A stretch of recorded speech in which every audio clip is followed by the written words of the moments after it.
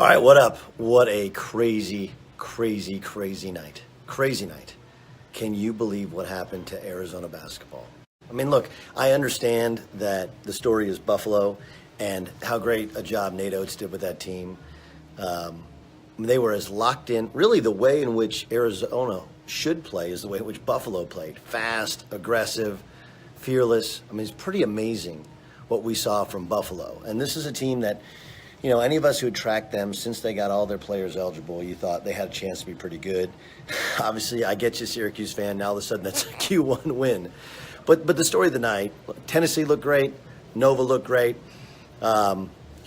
Houston and Rob Gray, what an incredible bucket to win that game. Hard-fought game when San Diego State fights back. Texas Tech with a come-from-behind win to beat Stephen F. Like, all these things. Duke looked really good. All these things are great.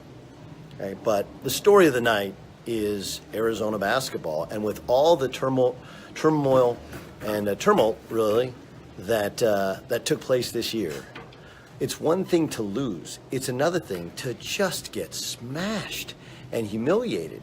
And yeah, Alonzo Trier played selfishly. Yeah, they still got stagnant offensively. And I thought Parker Jackson Cartwright tried to do way, way too much. It's like he tried to prove all of us wrong that he was more of a game manager.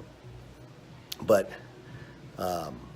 to get embarrassed, Arizona hasn't gotten embarrassed like that since it was 1998 when they were beaten badly by Rick Majerus' Utah club. That was in Anaheim.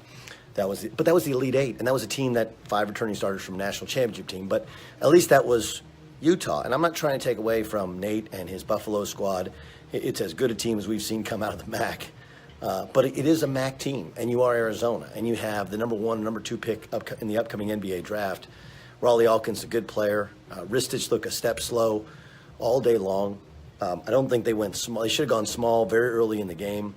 They didn't throw the ball inside effectively enough. They had DeAndre Ayton outside. But forget game plan and all that. They could not guard the ball. Couldn't stop Buffalo from driving around them. It was like collectively they decided, can't do it. And that's the way Arizona's season ends. You know, a lot of us, I had them in the national championship game. You just think like it's one of those stories where, you know, you use it as a rallying cry, us against the world. And they look that way. I mean, Chimezie Metu didn't quit on USC just for the NIT. He quit because he couldn't do anything with DeAndre Ayton in the Pac-12 championship game. But that was an embarrassing performance and a really sad way to end what appeared to be a season that might have been peaking. Healthy, eligible. They fought to get Trier back off the PED suspension. They fought to keep DeAndre Ayton eligible. They fought to get Sean Miller back on the team, back coaching that team. And what's up with my hair? It's just been a long day, man. Been a long day out in Southern California, watching games, going crazy. But more than anything, I can't believe it. Yeah, Christian says, can't believe I had them in the championship. You know, I had to have somebody. And I was wrong. I'm okay saying that I was wrong. Yes, Trier is overrated. You know, the one thing about Alonzo Trier was that he told us, hey, I'm not on the Jerry West finalist. I should be on the he played like he was hunting three-point shots. He played like he was hunting shots. It didn't play like a team. And this is the best thing about the tournament. One, you fall in love with a Buffalo team, and, you know, teams are built. This is, you know, Buffalo hadn't been in Division I for very long. I called their first NCAA tournament game when they lost to West Virginia, and honestly, they could have won that game. That was when Bobby Hurley was the coach. And think about the day if you're Nate Oates. First, a kid who you helped get to Rhode Island, E.C. Matthews, fifth-year senior, hits 2 big threes down the stretch to help Danny Hurley, who gave you your first Division I assistant's job. You go from there to go into, you give Danny EC, and then you follow Bobby and bring some other guys from Detroit to UB, and then Bobby leaves and you get the job. But for having E.C. Matthews, who played for him at Romulus, hit those shots, to having this team embarrass Arizona, what a great day for him. Christian says, do I have a problem with everybody committing to the NBA right after the game? They didn't commit to NBA right after the game. Sean Miller said they were all leaving like 2 weeks ago. 2 weeks ago. So Eric says, hard to believe that Cal State Fullerton, his alma mater, is going to last longer in the tournament. It is hard to believe. That was a stunner. It's one thing to get beaten like Miami gets beat. You know, Loyola runs a great hammer play, but You have a freshman who turns the basketball over, misses a front end of a 1-1 for Miami, and Loyola hits a 24-footer to win the game. That's one thing. It's a whole other thing to get humiliated. That was a humiliating loss. That was we can't do anything with them. We can't stop them. Yeah, they hit a bank three, but other than that, there wasn't a things that go bump in the night. There wasn't DeAndre Ayton saddled with fouls the entire game. They just got their ass whooped by Buffalo. That really happened. And I've had Arizona fans asking me, "Hey, do you Lane Kiffin him when they land in the tarmac in Tucson?" I never thought that would be possible. And remember, one of the things about Arizona, up until they lost to Wichita and got blown out by Wichita in the tournament, was that unlike Lute, he hadn't been to the Final Four, he hadn't won a national championship, but unlike Lute, he hadn't been bounced early from the tournament. Now it's happened twice, and both in humiliating fashion. So, look, Arizona was at first tight, and then they got selfish, and then, with every passing play and every passing possession in the second half, Buffalo's confidence grew, and then it just got embarrassing. What do I make of Sister Jean? I mean, how can you not love her? Right? Like, I want to convert. That's how awesome Sister Jean was. Billy Donovan to Houston, to Tucson. Yeah, I mean, you're going to start whoever goes to Tucson if Sean leaves, and I think now we're at the point to where you're like, well, does Sean Miller leave?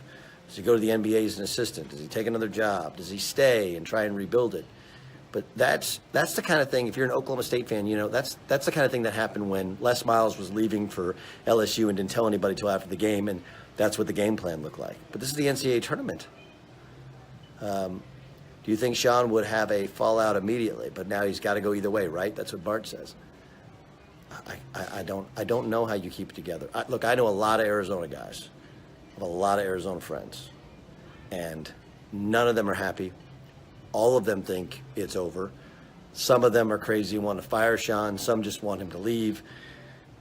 Everybody is super bitter. And this is an Arizona group that, look, they've been through losing to Santa Clara and Steve Nash before. They've been through, they've had plenty of stinkers in their past.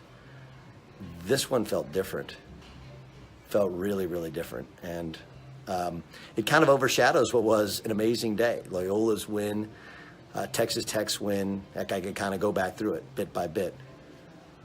Anyway, do you think Marvin Bagley could overtake Ayton, the top pick? I've always thought Marvin Bagley was going to go number one. I think he's got a more diverse skill set on offense. Obviously, Ayton probably helps you better on defense, and is a big guy.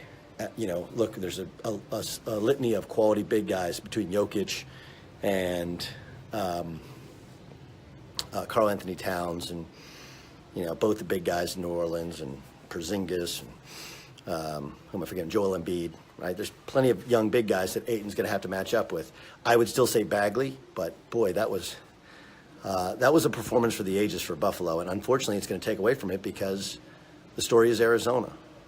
Arizona basketball got humiliated. I did not see it coming, and right now, that's the story I think that's the biggest story of the 2018 tournament. Granted, it's just day one, but from Trae Young looking like Trae Young at times in the first half, but then some selfish shots, and he couldn't get in the lane against against Rhode Island's defense. Like, it's part of the story, but the Arizona story, I think, overwhelms everything.